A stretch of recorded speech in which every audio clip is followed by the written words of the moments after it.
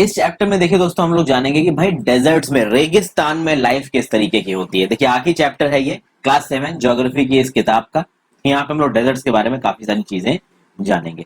सबसे पहले तो देखते हैं कि भाई ये डेजर्ट्स होता क्या है। तो desert is an actually arid region. Desert is an arid region characterized by extremely, यहाँ पे कैरेक्टराइज्ड की स्पेलिंग गलत लिखी है, एक्सट्रीमली हाई और low temperature and has scarce vegetation. यानी सबसे पहले चीज आपको ये समझ में आई कि जब डेजर्ट्स का आप नाम सुनते हो तो आपके दिमाग में क्या चीज आती है? रेगिस्तान। तो आपको अपने राजस्थान के इलाके में जो डेजर्ट है, ग्रेट इंडियन डेजर्ट जिसको बोला था, वो आपके दिमाग में आएगा। अब जब वो आपके दिमाग में आएगा तो आपको लगेगा भाई डेजर्ट में बहुत गर्मी होती है। लेकिन जहां पे एक्सट्रीम गर्मी पड़ती है फ्रेंड्स, वो भी डेजर्ट्स हैं, और जहां पे एक्सट्रीम ठंडी पड़ती है वो भी आपके डेजर्ट्स हैं। तो दोनों होते हैं डेजर्ट्स, ठीक है। अब चैप्टर 5 में हमने देखा था कि भाई वाटर के दम पे लाइफ है, प्लांट्स की, एनिमल्स की, पीपल की। अगर आपके पास पीने का पानी ना हो तो आप जिंदा नहीं रह सकते। इसलिए लोग उस जगह पे रहेंगे जहां उनके पास पीने का पानी हो, जहां उनके पास उनके कैटल्स को, उनकी भेड़ बकरियों को चराने के लिए घास हो, ठीक है। तो इस तरीके की चीजें हो जहां पे सफिशिएंट अमाउंट ऑफ पानी होता कि वो अपने क्रॉप्स को ग्रो कर सके। इसीलिए पैडी वगैरह की प्लांटेशन आपको गंगा ब्रह्मपुत्र प्लेन्स में मिलती थी। ये सब चीजें मैंने आपसे पहले बात की है। लेकिन जैसे तैसे करके हजारों सालों से लोगों ने अपनी आदत डाल ली है एक्सट्रीम हार्श टेम्परेचर्स में रहने की। यानी as hot as fire deserts या as cool as ice deserts में भी लोग रहते हैं। बहुत सारे डेजर्ट्स एरिया पूरी दुनिया में पाई जाते हैं। इन डेजर्ट्स एरिया की खास बात क्या होती है? यहाँ पे पानी बहुत कम बरसता है, वेजिटेशन ना के बराबर है यहाँ पे, और टेम्परेचर एक्सट्रीम है। तो भाई अगर बहुत गर्मी है तो उसे आप बोलोगे हॉट डेजर्ट, सर्दी है तो उसे आप बोलोगे कोल्ड डेजर्ट। अब क्या इंडिया में कोल्ड डेजर्ट मिलते हैं? तो भैया आप चले जाइए कारगिल साइड, द्रास सेक्टर, वो पूरा का पूरा कोल्ड डेजर्ट है, ठीक है। वहां पे एकदम ऊंचाई पे कारगिल साइड पे चले जाइए, पूरा पूरा कोल्ड डेजर्ट ही है वो। वहीं पे रेगिस्तान पे आ जाइए, वो हॉट डेजर्ट है। इनफैक्ट अगर राजस्थान की अगर आप बात करो ना फ्रेंड्स, तो राजस्थान में जो ग्रेट इंडियन डेजर्ट है, सर्दियों के समय पे यानी नवंबर दिसंबर के समय पे रात के समय इन रेगिस्तान में बहुत ठंडी हो जाती है राजस्थान में। कभी अगर आप वहां पे हो तो आपको ये पता चलेगा। नॉर्मली उन डेजर्ट्स को, जैसे कि ग्रेट इंडियन डेजर्ट या फिर सहारा डेजर्ट देखेंगे अफ्रीका को, तो इनको देख के आपके दिमाग में आएगा भैया ये तो हमेशा गर्म रहेगा। लेकिन नहीं, सर्दियों के मौसम में आप अगर वहां पर रात में जाएंगे, गजब की ठंडी होती है। ओके, तो ये हमने कुछ चीजें देखी। सबसे पहले तो हम बात करते हैं हॉट डेजर्ट ऑफ सहारा।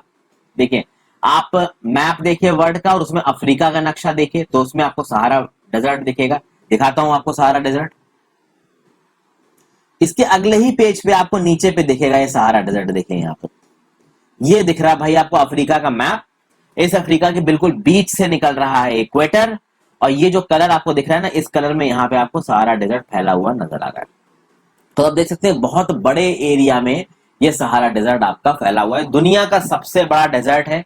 इसका एरिया है 8.54 मिलियन स्क्वायर किलोमीटर। सोचिए केवल इस रेगिस्तान का एरिया है वो है 8.54 मिलियन स्क्वायर किलोमीटर। इंडिया का टोटल एरिया कितना है? 32 लाख, यानी 3.2 मिलियन स्क्वायर किलोमीटर। तो अब आप समझ सकते हैं ये डेजर्ट कितना बड़ा है। 11 कंट्रियों को टच करता है ये सारा desert. Algeria, Chad, Egypt, Libya, Mali, Mauritania, Morocco, Niger, Sudan, Tunisia, Western सहारा।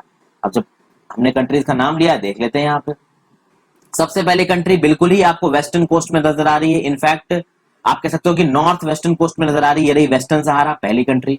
दूसरी मोरिटानिया, ऊपर की तरफ आपको मोरक्को नजर आ रही, तीसरी, चौथी अल्जीरिया, पांचवी माली, छठा नाइजर, सातवां लिबिया, आठवां चाड, नवां सूडान, 10वां इजिप्ट, और 11वां यहाँ छोटी सी ये जो कंट्री है, ये कौन सी कंट्री है? ये है टूनिसिया। तो इन कंट्रीज में फैला हुआ है आपका ये सहारा डेजर्ट। आपको पता है फ्रेंड्स, सहारा डेजर्ट के ये अफ्रीकन कॉन्टिनेंट के बिल्कुल बीच से इक्वेटर निकलता है। फिर मैंने आपको सवाना ग्रासलैंड्स का भी रीजन दिखाया था, तो ये सवाना ग्रासलैंड्स का रीजन था। यहाँ पे आपका सवाना ग्रासलैंड्स का रीजन था। तो ये ट्रॉपिकल एरियाज थे, और इन ट्रॉपिकल के ऊपर चले जाएंगे आप तो ऑब्वियसली बात है यहाँ पे आपको मिलेगा ग्रेट सहारा डेजर्ट। ओके, कुछ और फैक्टर्स देखते हैं इनके बारे में। जब भी आप डेजर्ट की बात करते हो, जैसा कि मैंने बताया, रेगिस्तान आपके दिमाग में आ जाएगी, वास्ट स्ट्रेचेस ऑफ रेगिस्तान, कुछ इस तरीके की चीजें आपके दिमाग में आएगी। लेकिन जब आप सहारा डेजर्ट की बात करोगे तो सहारा डेजर्ट इतना बड़ा है, उसके बीच में आपको बहुत अलग अलग तरीके के स्ट्रक्चर्स मिलेंगे, जैसे ग्रेवल प्लेन्स मिलेंगे, एलिवेटेड प्लेट्यूज मिलेंगे आपको, इस तरीके की रॉकी बॉडीज बहुत बड़ी बड़ी, जिनकी ऊपर की तरफ सपाट सरफेस है। प्लेट्यूज आपको बताया ना क्या होते हैं, तो सपाट सरफेस वाले प्लेट्यूज बहुत बड़े बड़े इलाके में रॉकी सरफेस पे आपको मिलेंगे। बहुत सारे ओएसिस मिलेंगे, मतलब लहलहाते हुए एकदम ग्रीन। तो अलग अलग तरीके की रॉकी सरफेसेस और आपको लैंड फॉर्म्स मिलेंगे सहारा डेजर्ट में। क्योंकि सहारा डेजर्ट है आपका बहुत बड़ा। जितना ज्यादा बड़ा डेजर्ट होगा उतने ही ज्यादा वेराइट तरीके के लैंडफॉर्म आपको डेजर्ट्स में मिल जाएंगे। और क्या आपको ये पता है दोस्तों कि ये सहारा डेजर्ट जहां पे आज की डेट में सैंड ही सैंड है, बालू ही बालू है, गर्मी ही गर्मी, वो एक समय पे लश ग्रीन प्लेन हुआ करता था। यहाँ पे नदियां हुआ करती थी, पेड़ हुआ करते थे, नदियों में क्रोकोडाइल्स हुआ करते थे। ये सब हमें कैसे पता चला है? सहारा डिजर्ट में बहुत सी केव्स मिली, उन केव की पेंटिंग से पता चला है कि एक समय पे ये भैया लहलहाती हुई जगह हुआ करती थी। Elephants, lions, giraffes, ostrich, sheep, cattle, goats, इस तरीके के एनिमल यहाँ पाए जाते हैं। क्या आप ये वजह ढूंढ सकते हैं कि क्लाइमेट एकदम से कैसे बदल गया और इतना हॉट और ड्राई रीजन ये सहारा डेजर्ट कैसे बन गया? ये मैं आपको दे रहा हूं, आप इसको ढूंढने की एक बार कोशिश करिए। कुछ चीजों में आप अपना दिमाग लगाओ दोस्तों, मजा आएगा। अब अगर देखा जाए कि आज तक का सबसे ज्यादा हाईएस्ट टेम्परेचर कहां मेजर किया गया, तो आज तक का सबसे ज्यादा हाईएस्ट टेम्परेचर सहारा डेजर्ट में मेजर किया गया है। 1922 में त्रिपोली, लिबिया नाम की कंट्री में त्रिपोली है। त्रिपोली के साउथ में एक जगह है अल अजीजिया।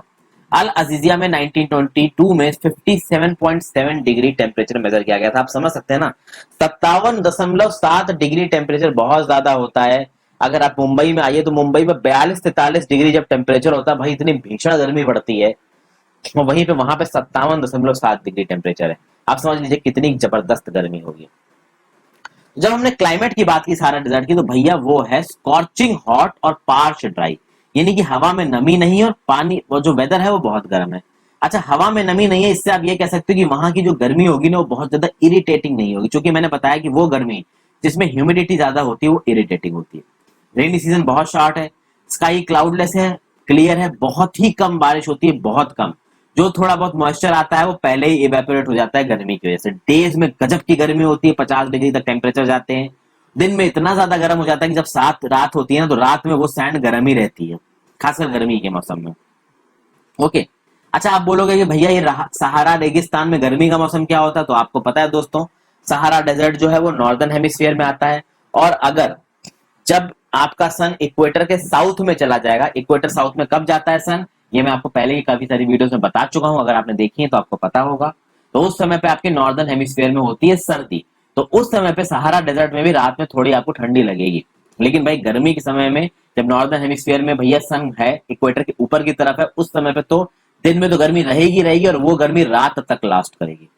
ओके। और वही मैंने बताया सर्दियों के टाइम पे इसी सहारा डेजर्ट में फ्रीजिंग कोल्ड हो सकता है, टेम्परेचर 0 डिग्री तक पहुंच सकता है जब ये सन इक्वेटर के नीचे होगा। ओके।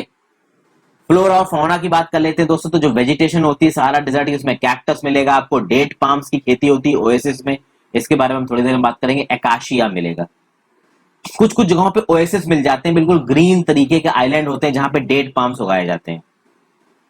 इसमें आपको क्या, आपको रेगिस्तान में कैमल्स मिल जाएंगे, हाइनास, जैकास, टॉक्सिस, स्कॉर्पियंस, बहुत अलग अलग वैरायटी के सांप और लेजर्ड्स भी आपको मिलेंगे। ये जो आपको यहाँ फिगर दिख रहा है ना 9.3, ये एक्चुअली में ओएसिस दिख रहा है आपको। रेगिस्तान के बीच में ये पेड़ नजर आ रहे हैं, ये रेगिस्तान के बीच में आपको पेड़ नजर आ रहा है। होता क्या है दोस्तों कि कभी कभी विंड इतनी ज्यादा बहती है यहाँ पे कि एक जगह से वो सैंड को दूर लेती जाएगी, और सैंड वहां पे इतना बड़ा डिप्रेशन बन जाएगा कि अंदर जो कि ग्राउंड के नीचे पानी है ना वो सतह पे आ सकता है, तो वहां बन जाते हैं ओएसिस। और ओएसिस के आसपास इस तरीके के हरे हरे पेड़ आपको उगते निकल आएंगे, क्योंकि यहाँ पे आपको पानी मिल गया इन पेड़ पौधों को, तो यहाँ पे आपको हरे हरे पौधे, छोटे छोटे पेड़ आपको उगते हुए नजर आ जाएंगे। तो ऐसे ओएसिस बन जाते हैं। जो लोग भटक जाते हैं रेगिस्तानों में, उनको अगर कोई ओएसिस मिल जाए ना तो ऐसा लगता है कि उनको जान सी मिल गई, क्योंकि ओएसिस के बाद उनको पानी भी मिल जाता है और कुछ लोग भी रहते हुए मिल जाते हैं, तो खाने पीने की चीजें भी मिल जाती हैं। साइंटिस्ट को इस सहारा डेजर्ट में भैया कुछ फिश के स्केलेटन्स भी मिले हैं। आप सोचिए, इस चीज को उससे कनेक्ट करिए। मैंने पहले जो आपको बताया था कि एक टाइम पे यहाँ पे पानी हुआ करता था, नदियां हुआ करती थी, क्रोकोडाइल्स रहा करते थे, जो फिश के स्केलेटन्स मिले हैं साइंटिस्ट को, ये कैसे मिले? तो ऑब्वियस सी बात है, यहाँ पे कभी परमानेंट क्लाइमेट चेंज हुआ होगा, पहले इतना गर्म नहीं होगा, पहले कुछ इस तरीके का क्लाइमेट रहा होगा कि पानी होगा, फिशेज होंगी, मछलियां होंगी और जीव जंतु होंगे। तो एकदम से ऐसा क्या हुआ कि भैया इतना भयानक क्लाइमेट हो गया, ये आप पता करने की कोशिश कीजिए। यहाँ पे मैं वही बता रहा हूँ, ओएसिस एक छोटी सी फैक्ट है, फिर उस पर आते हैं। डिप्रेशन क्या होता है कि जब हवा कुछ इस तरीके से चले कि एक जगह के सैंड डिपॉजिट को वो दूर उड़ा के लेके जाए और वहां पे दूसरी सैंड डिपॉजिट ना हो, तो वहां पे एक डिप्रेशन सा बनता जाएगा। ओके। और वो डिप्रेशन जब अंडरग्राउंड वाटर तक पहुंच जाएगा तो होगा कि उस चक्कर में गड्ढा बहुत बड़ा बन जाएगा और अंडरग्राउंड वाटर सरफेस पे आ जाएगा। तो वहां पे पानी का एक सोर्स निकल आएगा ओएसिस, जो कि उस इलाके को बना देगा फर्टाइल। और इस पानी के चारों तरफ लोग सेटल कर सकते हैं, वहां पे खेती हो सकती है, डेट पॉम की, दूसरे क्रॉप्स को उगाया जा सकता है। कभी कभी इस सहारा डेजर्ट में एबनॉर्मली लार्ज ओएसिस मिल जाते हैं, जैसे कि एक ओएसिस है मोरक्को में जिसका नाम है तफीलालत ओएसिस, TAFILALET ओएसिस। ये मोरक्को में फैला हुआ 13,000 स्क्वायर किलोमीटर के एरिया में। इसकी फोटो आपको कुछ इस तरीके की नजर आएगी। ये तफीलालत ओएसिस से आपको देखिए कितने यहाँ पे पानी का सोर्सेस दिख रहा है, यहाँ पे आपको पेड़ पौधे दिख रहे हैं, और ये रेगिस्तान में है, ग्रेट सहारन डिजर्ट का पार्ट है। तो आप समझ सकते हैं कि ग्रेट सहारन डिजर्ट में हर जगह सैंड नहीं, कुछ इस तरीके के ओएसिस भी मिल जाते हैं। हालांकि ये तो सबसे बड़ा ओएसिस है, और भी बहुत से ओएसिस मिलते हैं आपको इस ग्रेट सहारन डिजर्ट। अब लोगों की बात कर लेते हैं जो यहाँ पे रहते हैं। भाई देखिए, जो सहारा डिजर्ट है, भले वहां का क्लाइमेट हार्श है, लेकिन तब भी वहां पे बहुत अलग अलग ग्रुप्स के लोग रहते हैं, और वो अलग अलग एक्टिविटीज करते हैं। जैसे वहां पे कुछ ट्राइब्स मिलती हैं जिनका नाम है बेदुइन्स और तुएरक्स। तो ये बेदुइन्स और तुएरक्स आपकी कहाँ मिलेंगे? सहारा डिजर्ट मिलेंगे। ये नोमैडिक ट्राइब्स हैं, यानी एक जगह से दूसरी जगह ये लगातार मूव करते रहती हैं अपने लाइफ स्टॉक्स के साथ। इनके पास गोट्स होती हैं, शीप्स होते हैं, कैमल्स होते हैं, हॉर्सेस होते हैं, इनका मिल्क खाते हैं ये। इनके हाइट से, इनके चमड़े से ये लोग, ऑब्वियस सी बात है, जब इनको मार देंगे तो इनकी स्किन निकाल के उससे ये लेदर बेल्ट्स बनाएंगे, चप्पलें बनाएंगे, लेदर की और चीजें बनाएंगे। फिर इन जानवरों के हेयर से ये लोग मैट्स बनाएंगे, कारपेट्स बनाएंगे, क्लॉथ्स बनाएंगे। कभी कभी इन जानवरों को लेके घूमते रहते हैं, क्योंकि एक जगह से दूसरी जगह मूव करते रहते हैं। तो मान लीजिए कि कोई जानवर मर गया तो उसको मार के खा लेंगे ताकि वो बर्बाद ना हो जाए। कभी इनके पास खाना कम पड़ गया या बिल्कुल ही हालत खराब हो गई तो उस जानवर को मार के खा लेंगे। फिर इनकी स्किन से बने हुए हैवी रोप्स को ये पहनते हैं ताकि डस्ट स्टॉर्म से अपने आप को बचा सकें, गर्म हवाओं से अपने आप को बचा सकें। जो सहारा डेजर्ट में और नाइल वैली है जो इजिप्ट की, इजिप्ट से नाइल रिवर बहती है, और बहुत सारी और कंट्रीज से नाइल रिवर बहती है आपकी अफ्रीकन कॉन्टिनेंट में। तो वहां पे बहुत सारे ओएसिस बन गए हैं। उस ओएसिस के चारों तरफ आपको सेटल्ड पॉपुलेशन मिलेगी। जैसा होता है ना कि भाई इंडिया में आपकी गंगा ब्रह्मपुत्रा प्लेन में आपको सेटल्ड पॉपुलेशन मिल रही है। हालांकि गंगा ब्रह्मपुत्रा प्लेन की जो बात है वो बिल्कुल ही अलग है। यहाँ पे सहारा डेजर्ट और नाइल वैली जो है, जिस जगह जिन इलाकों से गुजरती है, वहां पे ज्यादातर जगहों पे रेगिस्तान है। तो वहां पे सेटल पॉपुलेशन मिल जाती है क्योंकि एक वाटर सोर्स मिल जाता है। तो भैया जब वाटर सोर्स है तो थोड़े बहुत क्रॉप्स भी उगाए जा सकते हैं, जैसे डेट पाम्स उगाते हैं, राइस, व्हीट और बार्ले और बीन्स जैसे क्रॉप्स भी उगाए जाते हैं, जहां पे एक प्रॉपर एप्रोप्रिएट लोकेशन मिल जाए, जगह मिल जाए। इजिप्टियन कॉटन की भी खेती की जाती है जो कि पूरी दुनिया में फेमस है। और अब तो भैया सहारन डिजर्ट में ऑयल की भी डिस्कवरी हुई है। अब क्रूड ऑयल तो एक ऐसा प्रोडक्ट है जो पूरी दुनिया में डिमांड है। अल्जीरिया में ऑयल मिला है, लिबिया में ऑयल मिला है, इजिप्ट में ऑयल मिला है। तो ऑब्वियस सी बात है, जब ऑयल को वहां से निकाला जा रहा है, ऑयल की माइनिंग हो रही है, तो काफी सारा वहां पे पैसा हो गया। ऑयल रिजर्व्स मिले हैं फ्रेंड्स, नेचुरल गैस के रिजर्व्स मिले हैं अफ्रीका में बहुत सी जगहों पे, सहारा डेजर्ट में मिले हैं। तो ऑब्वियस सी बात है, इन मिनरल्स के चलते जो वहां की जो लोगों की लाइफ है, जो लिविंग स्टैंडर्ड है, वो बदल रहा है। और सिर्फ ऑयल रिजर्व्स और गैस के रिजर्व्स नहीं भाई, आयरन के रिजर्व्स, फास्फोरस के रिजर्व्स, यूरेनियम के रिजर्व्स, मैंगनीज के रिजर्व्स भी मिले हैं आपके अफ्रीका में।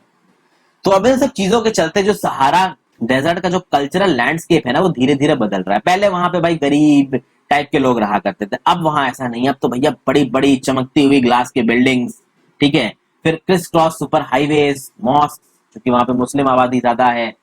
तो इस तरीके की चीजें वहां पे अब हमको मिलने लगी। पहले कैमल सॉल्ट को लेके जाया करते थे सॉल्ट ट्रेड में एक जगह से दूसरी जगह, अब उन कैमल्स की जगह ट्रक्स आ गए हैं। सहारा डेजर्ट के बीच से बहुत सारे हाईवेज निकलते हैं।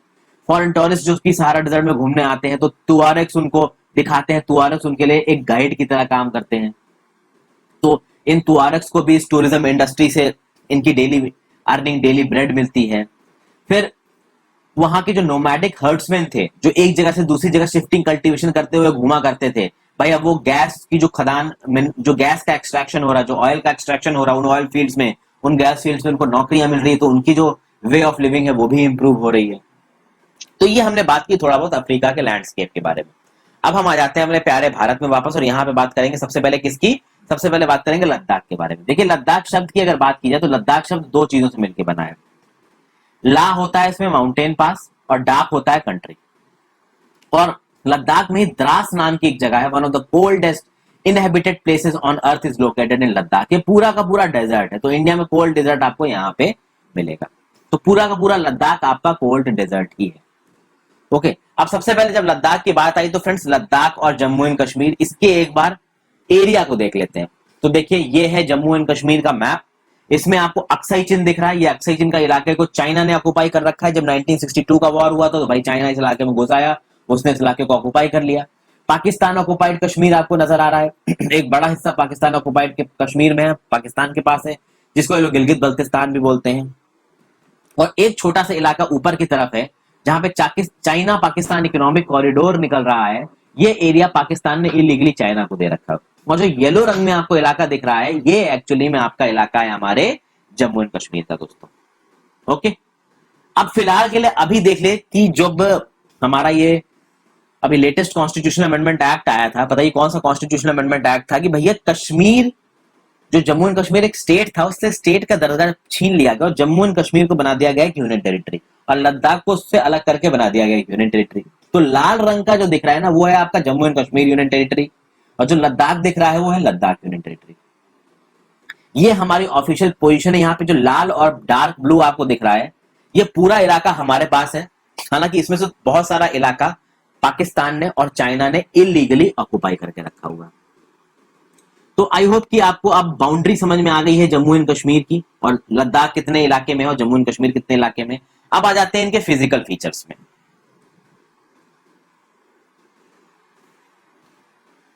तो देखिए लद्दाख एक कोल्ड डेजर्ट है, ग्रेट हिमालयाज में लाई करता है on the eastern side of Jammu and Kashmir. Karakoram range इसके नॉर्थ में है और जास्कर रेंज इसके साउथ में है। देखिए माउंटेन रेंजेस पे भी मैंने वीडियो बनाई है, मेरे ज्योग्राफी की प्लेलिस्ट में आपको मिल जाएगी। यहां देखिए ये लद्दाख रेंज भाई आपको नजर आ रही है। ओके, दिख रहा है सियाचिन ग्लेशियर, यहाँ पे दिख रहा है कारगिल। कारगिल वॉर लड़ चुकी है इंडिया और पाकिस्तान।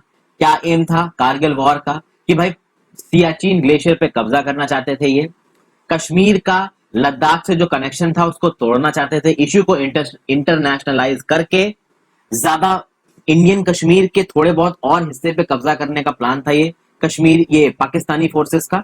और जम्मू एंड कश्मीर में उस समय रिबेलियन काफी तेज था, इंसर्जेंसी पीक पे थी, तो उस इंसर्जेंसी को भी एक बूस्ट देना चाहते थे पाकिस्तानी आर्म फोर्सेस। तो उस समय पे सब कुछ मिला के ये हुआ था, लेकिन इंडियन आर्म फोर्सेस ने बहुत कह सकते हैं कि ब्रेवरी से लड़ाई करी और इसको वापस जीता। यहाँ पे आप दिख रहा है जम्मू एंड कश्मीर का श्रीनगर, नीचे की तरफ आपको कुछ पासेस भी दिख रहे हैं, बारालाचला पास, रोहतांग पास।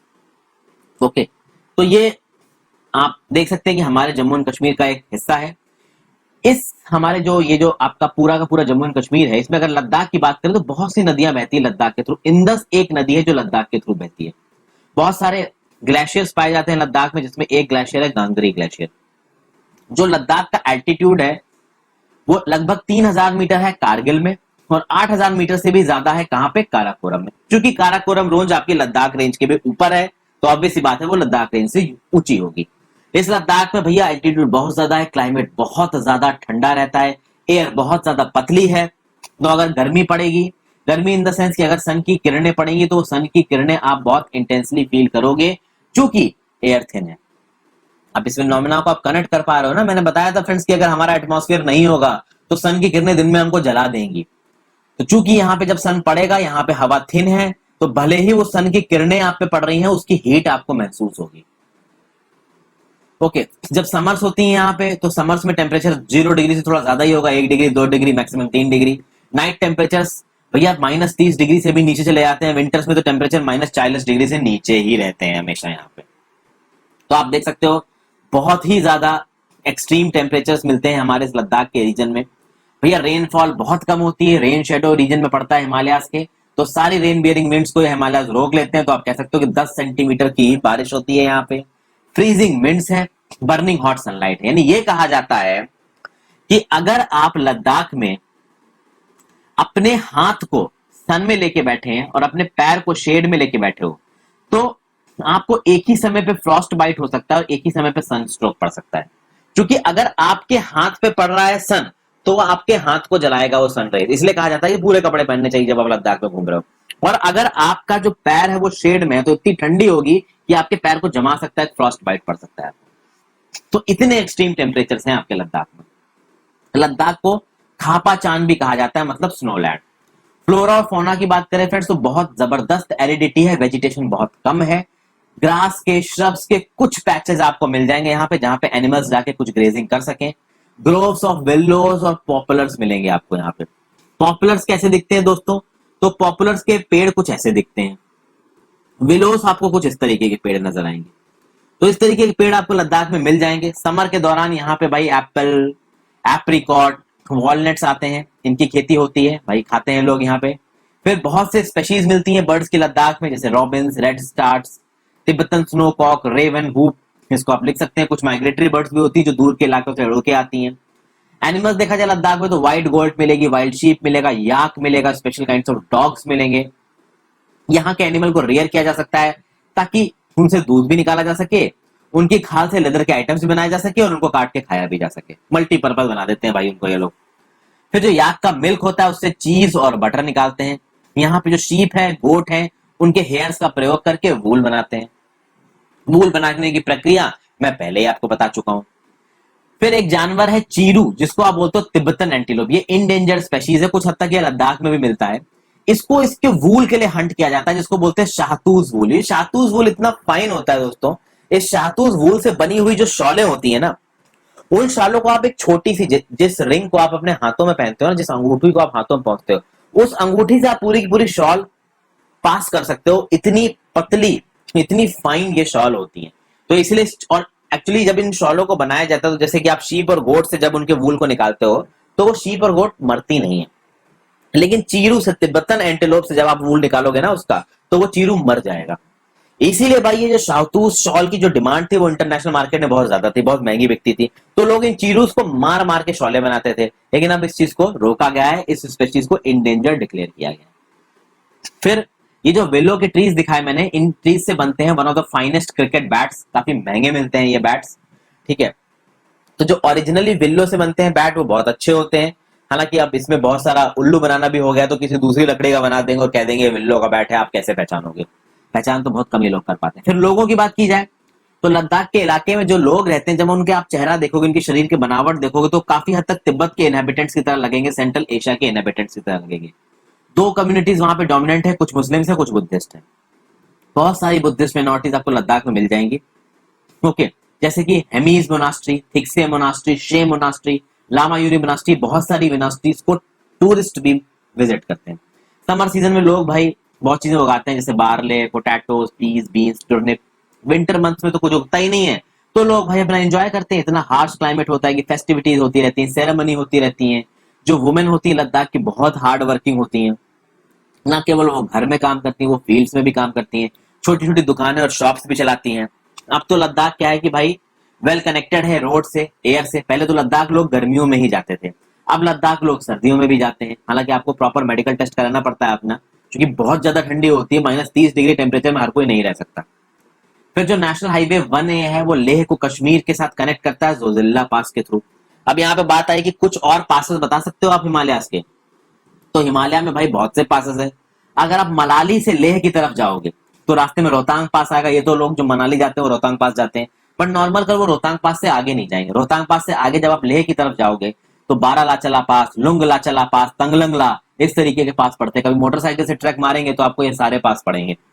मोटरसाइकिल ट्रैक तो बड़े फेमस है, मनाली से जाइए और जम्मू एंड कश्मीर से निकलिए, जम्मू एंड कश्मीर से जाइए और मनाली से निकलिए, ओके।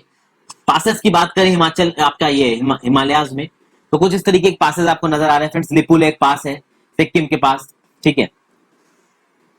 फिर नाथुला पास है, अभी रिसेंट में ही कल बवाल हुआ है इंडिया और चाइनीज सोल्जर्स के बीच में, वो नाकुला पास पे हुआ है। नाकुला पास बिल्कुल आप कह सकते हो कि नॉर्दर्न बाउंड्री है, एकदम तिब्बत के उस पे है, ओके। फिर माना पास है आपको, और चंगला पास दिख रहा है, खारदुंगला पास दिख रहा है, जोजिल्ला पास दिख रहा है, अघिल पास दिख रहा है, मिंटका पास दिख रहा है, बनिहाल पास दिख रहा है, रोहतांग पास दिख रहा है, शिवकिला पास दिख रहा है, जिसके थ्रू सतलज रिवर घुसती है आपकी हिमाचल प्रदेश में। तो ये सारे पासेस के नाम मैंने आपको बताए। अलग अलग पासेस को मैंने डिस्कस भी किया है, इनकी पे वीडियोस भी बनाई है, आप जाके मेरे ज्योग्राफी प्लेलिस्ट सेक्शन में देखिए। अगर आप लद्दाख एरिया की बात करेंगे तो टूरिज्म यहाँ पे एक मेजर एक्टिविटी है भाई। बाहर से, इंडिया से लोग आते हैं, इनफैक्ट विदेश से लोग आते हैं यहाँ के कल्चर को देखने के, यहाँ के क्लाइमेट को देखने के लिए, ग्लेशियर्स को देखने के लिए। ट्रैक्स जाते हैं ग्लेशियर में लोग यहाँ पे। लाइफ भी यहाँ के लोगों की बहुत तेजी से मॉडर्नाइज हो रहा है, जैसे जैसे रोड्स और रेलवे, सॉरी रेलवेज नहीं, रोड्स और एयरवेज डेवलप हो रही हैं, तो यहाँ के लोगों का कनेक्शन बाकी इंडिया के साथ तेज हो रहा है। लद्दाख के लोग नेचर के साथ रहते हैं, तो उनको पता है कि नेचर को कैसे सेफ गार्ड करना है, ठीक है। क्योंकि वहां पे वाटर की कमी है, फ्यूल की कमी है, तो इसलिए बहुत ध्यान रखा जाता है। आपको एक पर्सन का नाम बताता हूँ फ्रेंड्स, आपने 3 इडियट्स देखी होगी। थ्री इडियट्स में आमिर खान का जो कैरेक्टर है, उस आमिर खान के कैरेक्टर में एक ओरिजिनल जो पर्सन है उनका नाम है सोनम वांगचुक, नाम है इनका सोनम वांगचुक। बहुत ही टैलेंटेड आदमी है। आमिर खान ने फुनसुक वांगडू का किरदार निभाया था, वो एक्चुअली सोनम वांगचुक पे है। तो सोनम वांगचुक ने कुछ दिन पहले, कुछ सालों पहले एक्चुअली में एक इंटरव्यू दिया था जिसमें उन्होंने कहा था कि भाई लद्दाख का जो लैंडस्केप है वो बदल रहा है, धीरे धीरे वो डिग्रेड हो रहा है। लद्दाख एक माउंटेनियस रीजन है, एक लिमिट से ज्यादा टूरिस्ट या फिर इंटरफेरेंस अगर उसकी इकोलॉजी में होगा तो वो डिस्ट्रॉय होगा। इस चीज के बारे में सोनम वांगचुक ने बात की। तो अगर हम एज अ टूरिस्ट वहां पे जाते हैं तो ये हमारी रिस्पॉन्सिबिलिटी बनती है कि हम उसको सेफगार्ड करें, क्योंकि वो हमारे ही देश का हिस्सा है। तो ये था ये चैप्टर फ्रेंड्स।